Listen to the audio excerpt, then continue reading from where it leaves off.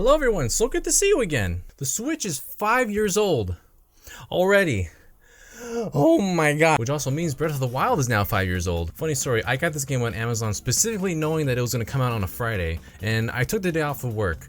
And I waited, and I waited, and I was told it was coming Saturday instead. It's okay, my old job will never know. They're not dumb enough to be on the internet. It's fine. It's fine. And look, this case is cool and all, but I'm so tired of looking at this brown. I can't get rid of it. But wow, that was the start to an amazing journey.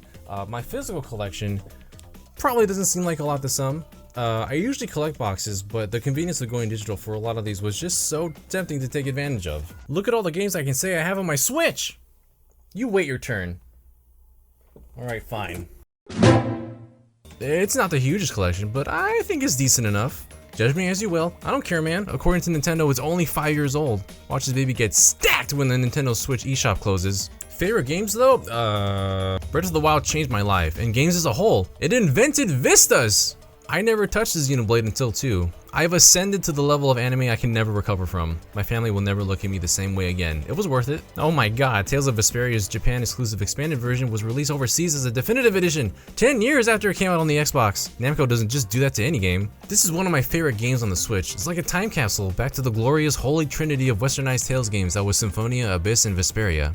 You can sometimes feel the age in it, and I adore it for that.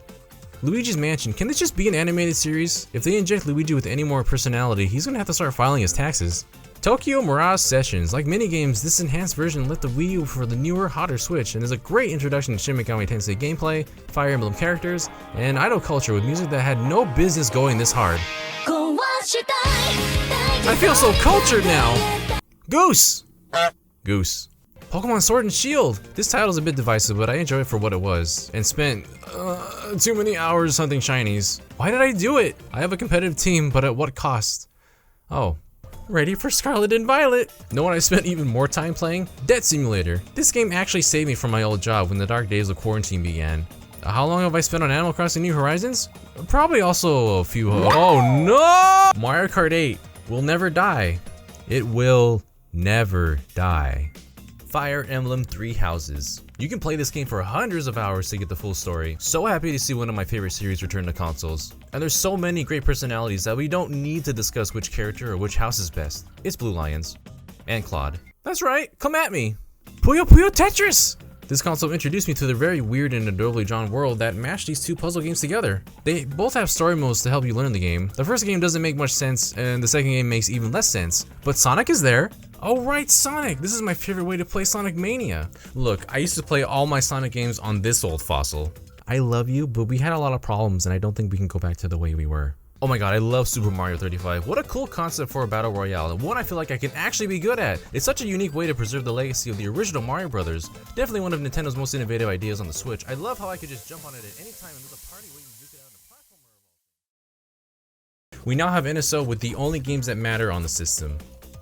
The only games that matter. And Panel de Pon.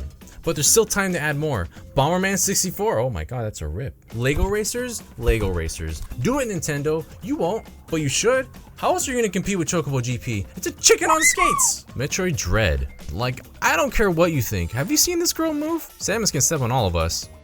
I never played the original Link's Awakening. The Switch was the first platform I experienced it on.